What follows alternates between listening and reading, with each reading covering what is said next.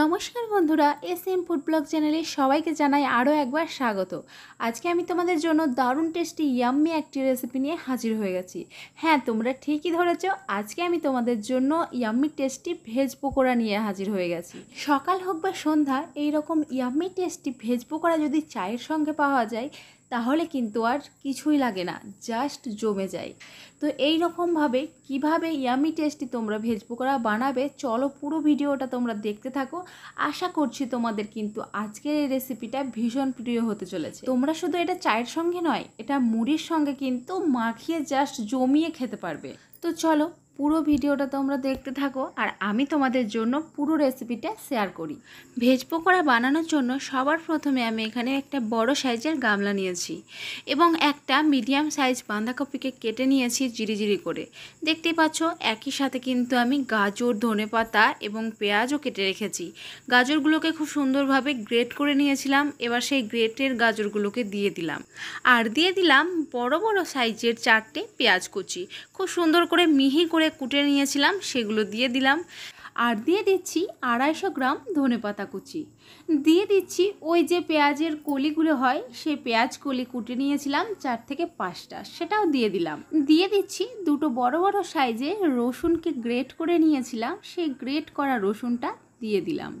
আর দিয়ে দিচ্ছি 25 গ্রাম পরিমাণ আদাটাকেও খুব সুন্দরভাবে গ্রেট করে নিয়েছিলাম, দেখতেই পাচ্ছ, সেটাকেও দিয়ে দিলাম। দিয়ে দিলাম ঝালের জন্য বেশ অনেকগুলো কাঁচা লঙ্কা কুচি। এবারে দিয়ে দিচ্ছি দুটো বড় বড় সাইজের আলুকে গ্রেট করে নিয়েছিলাম, খুব সুন্দরভাবে ধুয়ে জলটাকে ঝরিয়ে নিয়েছি। তো সেই গ্রেট করা আলুগুলোকে খুব সুন্দরভাবে চারিদিকটাতে ছড়িয়ে দিলাম। এবারে দিয়ে দিচ্ছি 1 টিস্পুন পরিমাণ কাঁচা জোয়ান। বাড়িতে যদি না থেকে থাকে কোনো ব্যাপার নেই, না দিলেও চলবে। দিয়ে দিলাম 1 টিস্পুন পরিমাণ লঙ্কার গুঁড়ো আর দিয়ে দিলাম 1 টিস্পুন পরিমাণ হলুদ গুঁড়ো। এবারে দিয়ে দিচ্ছি 1 কাপ পরিমাণ বেসন। এবারে দিয়ে দিচ্ছি 1 কাপ পরিমাণ কর্নফ্লাওয়ার। আর কর্নফ্লাওয়ারটা না দিলে কিন্তু একদমই জমে না। দিয়ে দিলাম 1 টিস্পুন পরিমাণ লবণ। এবার সব কিছু উপকরণকে ভালো মতো মাখিয়ে নেব বেশ কিছুক্ষণ সময়ের জন্য। এবারে তোমাদের বলে দিই আমি এতটা পরিমাণ কেন বানাচ্ছি। কারণ হচ্ছে আমাদের পরিবারে এই ভেজ পকোড়াটা কিন্তু সবাই ভালোবাসে। তো সেই কারণে সবার জন্য বেশ ভালো মতো খাওয়ার মতো আমি কিন্তু বানিয়ে নিই। এবার দিয়ে দিলাম এই ভেজিটেবলসগুলোর মধ্যে একটা ডিম আর দিয়ে দিচ্ছি 1/2 টিস্পুন পরিমাণ কালো জিরে।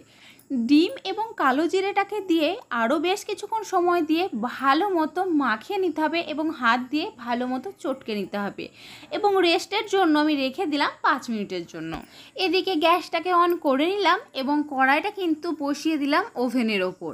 কড়াইটা ভালো মতো গরম হতে থাকুক। দিয়ে দিলাম কড়াইয়ের মধ্যে 300 গ্রাম সাদা অয়েল। আমি কিন্তু এখানে সাদা অয়েল ব্যবহার করছি, সর্ষের তেল কিন্তু আমি একদমই ব্যবহার করব না। তোমরা যদি চাও যে সর্ষের তেল ব্যবহার করতে তো অবশ্যই তুমি করতে পারো, তবে সর্ষের তেলে কিন্তু বেশি তেলটা অ্যাবজর্ব হয়ে যায় পকোড়ার মধ্যে। তেলটা কিন্তু খুব সুন্দরভাবে এদিকে গরম হয়ে গেছে, এদিকে ভেজিটেবলসগুলো কিন্তু রেস্ট হয়ে গেছে। তো আমি এখন এই ভেজিটেবলসগুলো কিন্তু পকোড়ার জন্য শেপ দিয়ে দিচ্ছি। তো দেখতেই পাচ্ছ তেলের মধ্যে কিন্তু ঠিক এতটা পরিমাণ করে নিয়ে আমি একে একে তেলের মধ্যে ছেড়ে দিচ্ছি। আর এই পকোড়াগুলো খেতে কিন্তু একদম দুর্দান্ত লাগে। বাজার থেকে কিনে নিয়ে এসে খাওয়ার থেকে বাড়িতেই সব কিছু সবজি দিয়ে বানিয়ে পকোড়া খেলে কিন্তু দারুণ লাগে। বেশ কিছুক্ষণ সময় দিয়ে গ্যাসের ফ্লেমটাকে লোতে রেখে কিন্তু ভাজতে হবে এই পকোড়াগুলো। তো আমার একদিকটা ভাজা হয়ে গেছে, আমি ঠিক আর একদিকটা উল্টে নিলাম। এবার বেশ কিছুক্ষণ সময় দিয়ে উল্টে পাল্টে খুব সুন্দর গোল্ডেন ব্রাউন করে কিন্তু ভেজে ফেলবো। তো আমাদের ভেজ পকোড়াগুলো কিন্তু পারফেক্টভাবে ভাজা হয়ে গেছে। এবারে কড়াই থেকে তুলে তেলটাকে খুব সুন্দরভাবে ঝরিয়ে নেব এবং ঝরিয়ে নেওয়ার পরে একটা প্লেটের মধ্যে কিন্তু খুব সুন্দরভাবে নামিয়ে নেব। আর বাকি যে পকোড়াগুলো ছিল সেগুলোও কিন্তু একইভাবে তেলটাকে ঝরিয়ে নিয়ে আমি নামিয়ে নিচ্ছি। একবারে তো সব পকোড়াগুলো আমার ভাজা হয়েছিল না, তো বাকি যে পকোড়াগুলো ভাজার জন্য রেখেছিলাম সেগুলো খুব সুন্দরভাবে গোল গোল করে কিন্তু আমি ছেড়ে দিচ্ছিলাম।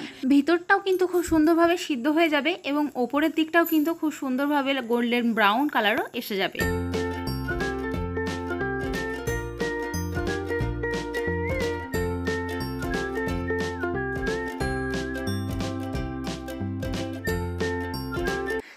ফাইনালি আমাদের ভেজ পকোড়া রেডি হয়ে গেছে। এটা দেখতে যেমন সুন্দর লাগছে, এই পকোড়াগুলো কিন্তু খেতেও ভীষণ ভালো লাগে। তো তোমরা বাড়িতে একটিবার হলেও তৈরি করো, আর আমাকে অবশ্যই করে কমেন্ট বক্সে জানাতে ভুলবে না যে আজকের এই পকোড়া রেসিপিটা তোমাদের কেমন লেগেছে। তো যেই বন্ধুরা আমার এই ফেসবুক পেজ থেকে দেখছো, অবশ্যই করে আমার পেজটিকে ফলো করে রাখবে।